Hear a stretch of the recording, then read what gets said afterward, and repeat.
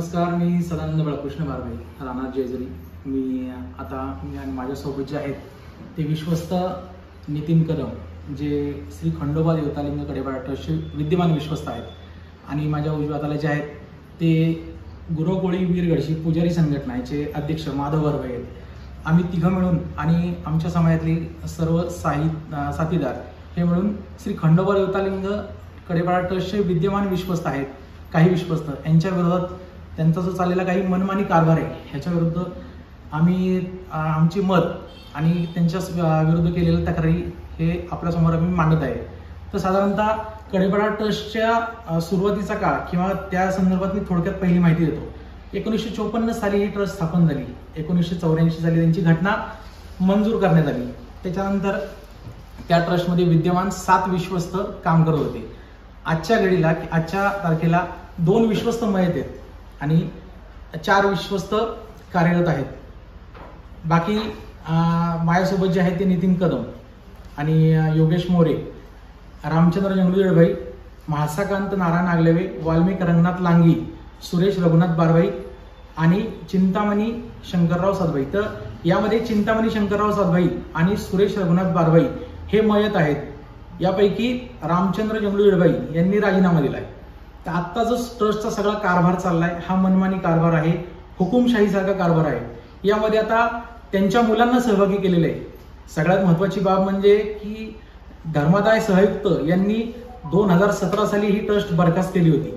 हायकोर्टामध्ये त्यांची केस चालू आहे, पण विश्वस्तांना कारभार करण्याकरता स्टे मिळाला आहे। त्या स्टेमध्ये एक महत्त्वाचा निर्णय न्यायालयाने दिलेला आहे। तो कोणता तर विश्वस्तांनी कोणताही पॉलिसी डिसिजन धर्मादाय कार्यालयाच्या पूर्व परवानगीशिवाय घ्यायचा नाहीये। परंतु या सर्व गोष्टीचा विसर विश्वस्तांना पडलेला दिसतोय। का तर मनमानी कारभारामध्ये विश्वस्तांनी चेंज रिपोर्ट करता आपल्या मुलांना सहभागी करून घेतलेले, त्यासाठी कोणतीही पूर्व परवानगी घेतलेली नाहीये।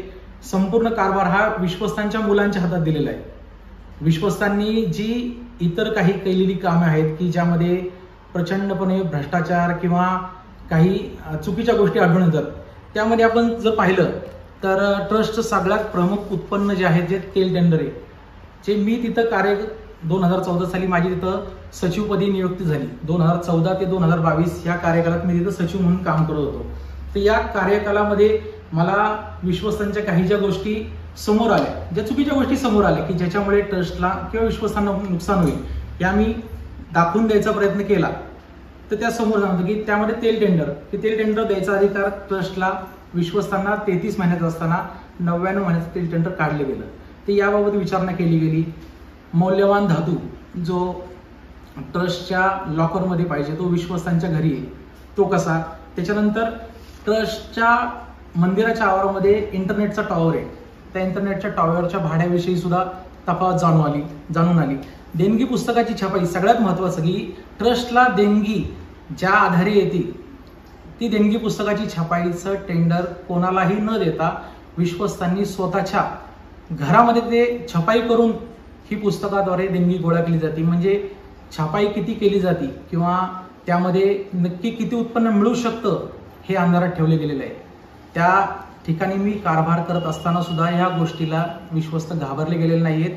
ह्या गोष्टीची मी वारंवार त्यांना मागणी केली की हे टेंडर आपण दुसऱ्यांना देऊ, तर त्याबाबत संबंधित विश्वस्त माझ्यावरती नाराज झाले। त्याच्यानंतर घटनेमध्ये उल्लेख केलेले 2 महिने 18 दिवसाचा जो उत्पन्नाचा भाग आहे, जे विश्वस्तांना मिळतो, ट्रस्टला मिळतो, तर तो उत्पन्नाचा भाग विश्वस्तांनी न्यायालयासमोर सुमोटोची चौकशी चालू असताना न्यायालयासमोर विश्वस्तांनी कबूल केलेले की ते उत्पन्न आम्ही घेतो। म्हणजे 1984 ते 2022 या दरम्यान घेतलेलं उत्पन्न कोठेही ट्रस्टच्या न्यासाच्या खात्यात किंवा लेखापरीक्षण अहवालामध्ये सादर केलेलं नाहीये। मग हे उत्पन्न गेलं कुठं, याबाबत सुद्धा मी विश्वस्तांना प्रश्नावली केली, तर त्यामध्ये त्यांनी नाराजी दर्शवली। विश्वस्त लांगी हे ट्रस्टचा कारभार करत असताना विश्वस्तांच्या सभांना एक तर ते आल्यानंतर गदारोळ करायचे, भांडण करायचे, किंवा मग आमच्याकडनं माहिती घेतल्यानंतर ती माहिती इतरत्रच पसरवत राहायचे की आर्थिक किती उत्पन्न आहे, आज किती देणगी आलेली आहे, विश्वस्ताच्या किंवा ट्रस्टच्या काही घडामोडी ज्या आहेत ह्या बाहेर सांगायला लागले। याच्यामुळं विश्वस्त ट्रस्टची बदनामी, माझ्या कामकाजावरती संशय वृत्ती सुरू झाली. त्याच्यानंतर ह्या संपूर्ण गोष्टी काम करत असताना यावेळी मला समाजातल्या काही लोकांनी तर साथ दिलेली आहे, पण मला योगेश मोरे आणि नितीन कदम यांची विशेष साथ मिळाली. कारण की ह्या गोष्टींचा प्रश्न विश्वस्त सभेमध्ये मांडला गेला. 2021 ते 2022 या कालावधीमध्ये 7 विश्वस्त सभा झाल्या, ज्यामध्ये प्रमुख विश्वस्त आमचे चिंतामणी साधभाई होते, जे आता मयत आहेत. त्यांनीही ह्या गोष्टींचा निर्णय किंवा या गोष्टींची मागणी 7 विश्वस्त सभेमध्ये केली, परंतु बाकीच्या विश्वस्तांनी या सभेला आले नाही. त्याच्यामुळे भरपूर प्रश्न प्रलंबित पडले. ह्या गोष्टीचा वारंवार मागणी करतो हे दिसल्यानंतर विश्वस्तांनी मला तातडीने कामावरून कमी केले.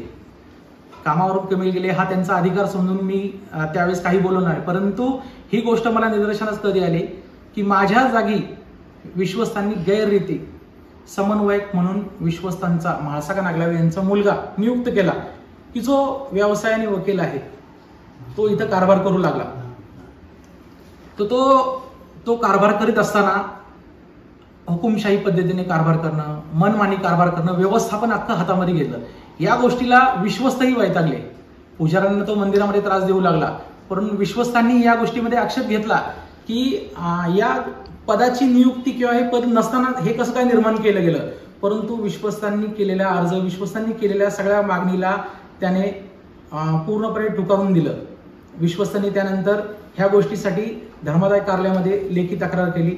आम्ही समाजातल्या काही लोकांना घेऊन याबाबत 2 दिवसापूर्वीच धर्मादाय आयुक्त क्षीरसागर मॅडम यांच्याकडे लेखी तक्रारी, त्यांचे काही उपलब्ध कागदपत्रे याच्या आधारे मॅडमला आम्ही प्रत्यक्ष जाऊन भेटलो आणि त्यांच्यावरती पूर्णपणे कडक कारवाई, ह्या ज्या बेशिस्तपणे कारवाई चाललेल्या आहेत आणि हे जे मनमानी कारभार चाललेला आहे, त्यांचा मुलगा समन्वयक म्हणून नेमलेला आहे, त्यांना तातडीने कामावर कमी करणे किंवा त्याच्यावरती कारवाई करणे आणि त्याची जे कायद्याचा अपमान करतात. कारण की हायकोर्टाचा निर्णय आहे की स्टे तुम्हाला मिळला, पॉलिसी डिसिजन असतानाही तुम्ही गैरवापर त्याचा करताय. या संदर्भात आम्ही ह्या गोष्टींची इथं मागणी केलेली आहे. याबाबत आम्ही स्थानिक पेपर ह्या माध्यमातून आपल्यासमोर आम्ही येत आहोत. बाकीच्या इतर काही गोष्टींची जी माहिती आहे ती वेळोवेळी मिळाल्यानंतर आम्ही आपल्याला सादर करू. या संदर्भात आम्ही धर्मादाय आयुक्ताला जो दिलेला 156 पानी अर्ज आहे, या कारभाराची सुद्धा माहिती आम्हाला वेळोवेळी आम्ही आपल्यासमोर सादर करू. पण आपल्या माध्यमातून मी सांगू इच्छितो की ह्यांचा जो कारभार चाललेला आहे, जो चुकीचा कारभार चाललेला आहे, याबाबत लोकांसमोर आणावा आणि त्याची वाच्यता सर्वत्र करावी आणि आम्हाला काही गोष्टींना सर्वांना न्याय मिळवून द्यावा ही नम्र विनंती. धन्यवाद.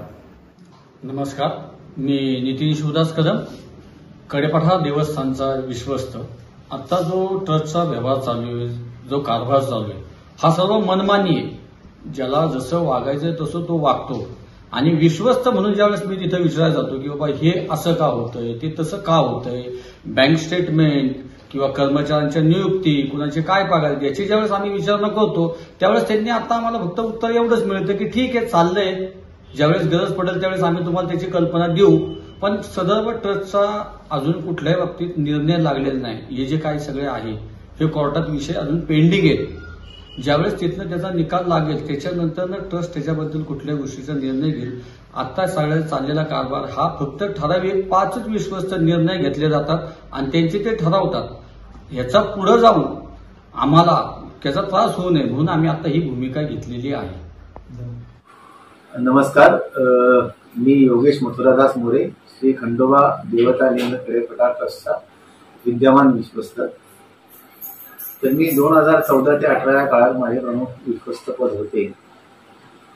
त्यानंतर काकासाहेबबाई यांना प्रमुख विश्वस्त पद मिळाले आणि माझ्या कारकिर्दीत सगळा सुरळीत कारभार चालू होता आणि अजूनपर्यंतही आहे. पण लॉकडाऊन नंतर 2022 नंतर काकासाहेबबाई विश्वस्त पदावर असताना नंतर 2022 मध्ये 22 नंतर हा कारभार थोडासा मनमानी प्रकारचा चालू झाला असे मला वाटायला लागले. त्याच्यामुळे मी वारंवार ट्रस्टच्या ऑफिसमध्ये सर्व विश्वस्तांना घेऊन याबाबत बोललोही, पण त्यांनी त्याकडे दुर्लक्ष केले. त्यानंतर 2022 मध्ये जे ऑफिस हलवले गेले, ते ऑफिस हलवल्यानंतर त्याची कागदपत्रे काही महिने श्री म्हाळसाकांत आगलावे काका यांच्या घरी होती. त्यानंतर ही ऑफिस बदलले आणि आता ही तिसरे ऑफिस बदलले. याबद्दल आधी मला कळवले नव्हते. त्याबद्दलही विचारले असता मला असे उत्तर दिले गेले की या बाबतीत काय तुम्हाला जास्त सांगायचे आहे. त्यानंतर मी तेल टेंडरचाही विषय 33 महिन्यासाठी 99 महिने कसे झाले याबद्दलही सांगत होतो, पण कुणी काही कटाक्षाने लक्ष दिलं नाही. त्याच्यानंतर त्या तेल टेंडरचाही खुलासा करण्यात आला व आता ते तेल टेंडर सध्या बंद आहे. आणि त्यानंतर 2022च्या नंतर आता गेल्या वर्षीपासून की म्हाळसाकांत आगलावे यांचा मुलगा श्री मंगेश आगलावे जेजुरीकर हेच सगळं कारभार पाहतायत. आणि त्यासाठी मी त्यांना म्हटले होते की तुमचं काही पद नसताना तुम्ही कसे काय सगळं गोष्टी करता. त्याबद्दल त्यांचे वडील म्हणाले की नाही, ह्याने हाच सगळं सांभाळतोय, हाच सगळं करेल. पण मला काही गोष्टी त्यांच्या पटल्या नाहीत, कारण त्यांना जेव्हा वाटेल तेव्हा पूजा करणे देवळात किंवा मोठ्या मोठ्या पूजा करणे, काही गोष्टी करणे हे म्हणजे देवस्थानाबद्दल जे काही काय म्हणतात त्याला विकास करणे, त्या बाबतीतही कुठे कुठे त्यांनी मला विश्वासात न घेता त्यांच्या मनाचेच कारभार केलेले आहे. आणि म्हाळसाकांत आगलावे काकांनी सुद्धा त्यांनाही मी सांगितलं होतं की बाबा हे असं काही गोष्टी चुकीच्या आहेत. तर ते म्हणाले नाही हे सगळं बरोबर आहे. पण मला आणि माझ्या सहकारी विश्वस्त श्री नितीन कदम यांनाही काही गोष्टी पटल्या नव्हत्या. त्यामुळे आम्ही दोघांनी असा निर्णय घेतला की आपण यांच्या विरुद्ध तक्रार करायची. तसे आम्ही ऑफिसमध्ये लेखी तक्रारही केली होती त्यांच्या बाबतीत, म्हणजे जेजुरीकर आगलावे यांच्या बाबतीत. पण त्यावेळेला आम्हाला थोडंसं उर्मट उत्तर आलं ऑफिसमधून आमच्या विश्वस्तांना नितीन कदम यांना की ऑफिसमध्ये हे अर्ज देऊ नका, तुम्ही चॅरिटी कमिशनला अर्ज द्या, मला काही त्याने फरक पडत नाही. आणि मी त्यांना 1-2 वेळा विचारले की कर्मचारी बदलताय तुम्ही, तर मला कळवायला पाहिजे. तर त्यांनी सांगितले की एवढ्या छोट्या छोट्या गोष्टी तुम्हाला काय कळवायच्या, आम्ही स्वतः निर्णय घेतो. त्याही गोष्टी मी आपलं काही बोललो नाही. त्यानंतर आमचे सचिव आधीचे श्री सदानंद बारबाई यांनाही त्यांनी काढल्यानंतर सगळा कारभार स्वतःच्या हाती घेतला आणि स्वतःच कारभार करता आहे. आणि आम्हाला ऑफिसमध्ये आल्यानंतर ते नसताना आम्ही गेल्यानंतर आम्हाला काही कागदपत्र मागितल्यानंतर किंवा काही लेखी लिहून द्यायचं असलं तर ऑफिसमधील कर्मचारी आम्हाला सांगतात की आम्ही त्यांना विचारून तुम्हाला पेपर देतो किंवा हे देतो. तर हे आम्हाला थोडंसं अपमानास्पद वाटलं. त्याच्यामुळे मला हे कुठेतरी काही गोष्टी खटकल्या, म्हणून मी थोडंसं त्यांच्याबद्दल तक्रार करण्यासाठीच हे बोलत आहे. तर गावकऱ्यांचेही बरेच फोन यायला लागले की असं असं होत आहे, तसं होत आहे. त्यामुळे मी वारंवार सभेत विश्वस्त मीटिंगमध्ये बोलल्यानंतरही त्याची काही दखल घेतली नाही. त्यामुळे आणि यापुढे जर काही ट्रस्टच्या कारभारात कुठेही काही प्रॉब्लेम झाले तर यास मला आणि नितीन कदम विश्वस्त यांना जबाबदार धरू नये. त्यात आमचा सहभाग नसेल. आणि गावातलेही काही आपले गावकरी गेले होते की सचिव सदानंद यांना पुन्हा कामावर घ्यावे, तर त्यांनाही गावकऱ्यांनाही त्यांनी जुमानलं नाही की हे ऑफिसमध्ये घेऊ शकत नाही आम्ही काही गोष्टी. त्यामुळे काही गावकऱ्यांनाही वाईट वाटलं. त्यांच्याही काही तक्रारी आहेत, तर आपण तो विषय बघून घ्यावा. आणि माझं हेच म्हणणं आहे की यापुढे आणि असा कारभार चालल्यामुळे मला देवस्थानात किंवा देवळात यायची तशी फार इच्छा होत नाही. आणि पूर्वीही मी जेव्हा मीटिंग घ्यायचो माझ्या कारकिर्दीत, तेव्हा या 7 ट्रस्टीपैकी फक्त 2च ट्रस्टी यायचे नितीन कदम आणि रामभाऊ गिडभई हे बाकीचे ट्रस्टी कोणी मिटिंगला हजरच राहायचे नाही, त्यांना अजेंडा देऊनही हजर राहायचे नाही. त्याच्यामुळे मला तेव्हाही खटकत होतं आणि आत्ताही काही पद नसताना, काही अधिकार नसताना की म्हाळसाकांत आगलावे काका यांचा मुलगा मंगेश जेजुरीकर आगलावे हे स्वतःच सगळे कारभार करता आहेत आणि काही पूजा वगैरे मोठ्या ठरवल्या की आदल्या दिवशी टाकायचं की उद्या हे आहे आणि त्यांच्या मर्जीनुसार मीटिंग असते. आम्ही कधी विचारलं तर इतर दिवशी मीटिंग आहे, नाही शनिवार रविवार मीटिंग, तेही ठीक आहे. पण मीटिंग मध्ये असताना सुद्धा ते बोलतात, बाकी सर्व गप्प असतात, कोणी त्यांच्या बोलत नाही. त्याच्यामुळे यापुढे जर ट्रस्टीच्या कामात काहीही अडथळे आले, प्रॉब्लेम झाले किंवा कुठलाही बाधा आली तर त्यास नितीन कदम आणि मी योगेश मथुरादास मोरे जबाबदार राहणार नाही. त्यात आम्हाला तुम्ही ग्राह्य धरू नका की ट्रस्टीचा कारभार चुकीचा आहे, मग तुम्ही काही करत नाही.